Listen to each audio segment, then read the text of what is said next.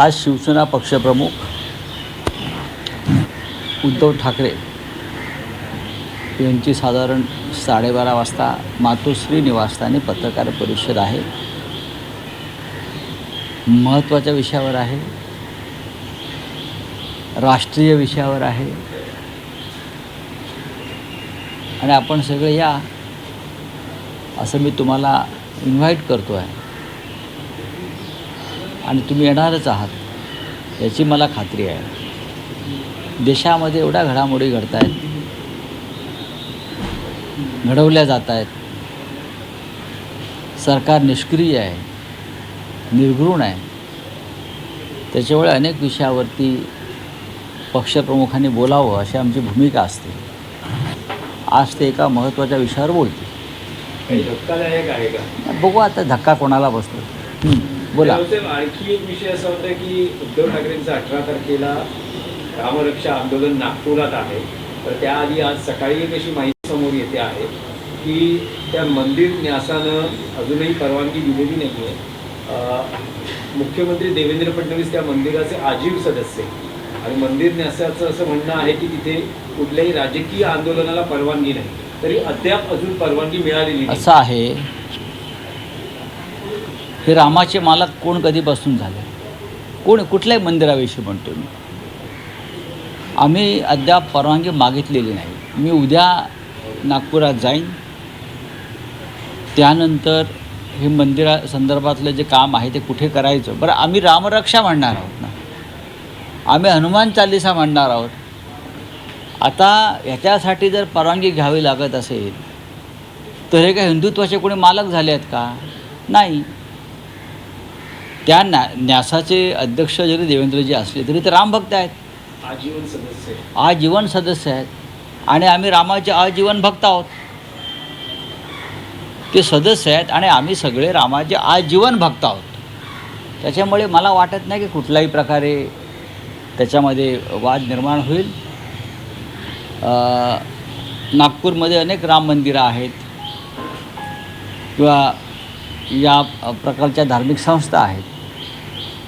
आम्हाला फक्त लोकांना जागरूकता आणायची आहे की या देशामध्ये रामाच्या नावावर काय चाललं आहे आणि आम्ही जे करतो आहे त्याला खरं म्हणजे देवेंद्र फडणवीस यांनीसुद्धा पाठिंबा दिला पाहिजे.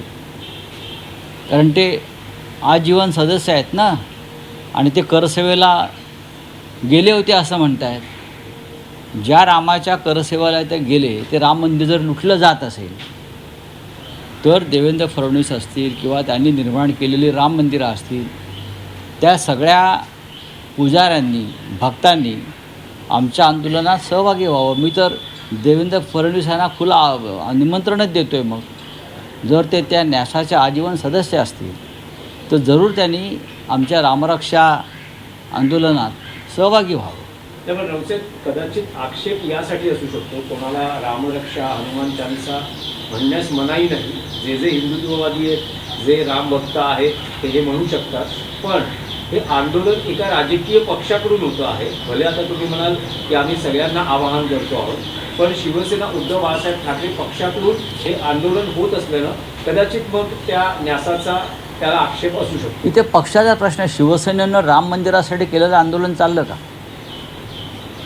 शिवसेनेनं किंवा हिंदुहृदय सम्राट बाळासाहेब ठाकरे यांनी अयोध्येत राम मंदिरासाठी जे आंदोलन केलं ते तुम्हाला चाललं. मग तेव्हा का नाही तुम्ही आक्षेप घेतला की राजकीय पक्षाने घेतलेलं आंदोलन आहे म्हणून किंवा संघर्ष आहे? तेव्हा का नाही केलं? म्हणजे राम मंदिर बाबरीचे घुमट कोसळत असताना ज्यांनी काखा वर केल्या, पळून गेले, ते राम मंदिराचे न्यासाचे सदस्य होतात काय? आणि आम्ही तिथे उभे राहिलो, आम्ही कोर्टाच्या खटल्याला सामोरे गेलो नंतर, आणि तुम्ही आम्हाला विरोध करता. हा कोणता न्याय? हा न्याय म्हणत नाही. हा न्याय रामालाही मान्य नाही. हे का रावणाचं राज्य नाही, नाही रामराज्य आहे म्हणताय. कुठला राजकीय पक्ष? तिथे शिवसेना पूर्णपणे ताकदीनं त्यावेळेला 1991-92च्या पुढे सगळा काळ जो आहे हा आम्ही होतो. मुंबईमध्ये त्यानंतर ज्या दंगली झाल्या त्यात आम्ही मेलो, आमचे लोक मरण पावले. बॉम्बस्फोटामध्ये 550-600 लोक आमचे लोक मरण पावलेले आहेत. आणि तुम्ही आता आम्हाला विचारताय, तुम्ही राजकीय पक्ष आहात म्हणून. असू ना, पण हिंदुत्ववादी आहोत तुमच्यापेक्षा कडवड. तर तुमचे जे काय आता या निमित्तानं तुम्ही एक्सपोज होत आहे हे लक्षात घ्या. एक फक्त राज्याच्या राजकारणातला विषय हा आहे की तुम्ही फडणवीसांचा उल्लेख केला, तर मध्यंतरी मोदींनी नेहरूंचा विक्रम, जो पंतप्रधान पदाच्या काळातला जो कालावधीचा जो विक्रम होता तो मोडला. आता देवेंद्र फडणवीस राज्यात त्या विक्रमाच्या दिशेनं वाटचाल करत आहेत. त्यांनी शरद पवारांना मागे टाकून मुख्यमंत्री पदावर सर्वाधिक काळ राहणारे तिसरे मुख्यमंत्री अशी एक वाटचाल सुरू केली आहे. तर कदाचित लवकरच ते तो नाही ते करू शकतात. नाही, ह्याला म्हणजे हे कसले विक्रम कोण मोडते मला कळत नाही. पंडित नेहरूंच्या कार्याचा आणि राष्ट्रभक्तीचा विक्रम कोणी मोडू शकले का? देश घडवला पंडित नेहरूंनी, देश उभा केला शून्यातून. देश स्वतंत्र झाला तेव्हा इथे एक सुई बनत नव्हती, सुईचा धागा बनत नव्हता. तिथून हा देश नेहरूंनी इथपर्यंत आणला. त्याच्यामुळे नेहरूने किती काळ, नेहरूंचे जो दिवस होते ते क्वालिटी वर्क होतं. तसंच महाराष्ट्रामध्ये वसंतराव नाईकांनी हरितक्रांती आणली, वसंतदादा पाटलांनी सहकार क्षेत्रात काम केलं ना. असे अनेकांनी वेगळ्या वेगळ्या पद्धतीने या महाराष्ट्राला योगदान दिलं आहे. शरद पवार साहेबांनी महिला आरक्षणाचा विषय असेल, या राज्यातल्या MIDC उभा करण्यामधला विषय असेल, या राज्यामध्ये गुंतवणूक उद्योग आणण्यातला विषय असेल, हे अनेक मोठे मोठे प्रकल्प त्यांनी राबवून इथे मुंबई किंवा महाराष्ट्राला ताकद दिली शेतकऱ्यांना. देवेंद्र फडणवीस असं काय सांगू शकतील का ठामपणे? लाडकी बहीण योजना त्याने आणली, ती फक्त मतं विकत घ्यायला आणली ना. म्हणजे जे आमच्या एका कार्यक्रमात नितीन चंदनशिवे म्हणाले की देवेंद्रचं देवाभाऊ करायला 1500 रुपये वाटावे लागले सरकारचे, त्यात 82 लाख बोगस. आता 92 लाखापर्यंत 92 झाले ना. हे 92 लाख ज्या बोगस लाभार्थींना पैसे दिल्याची वसुली कोणी करायची?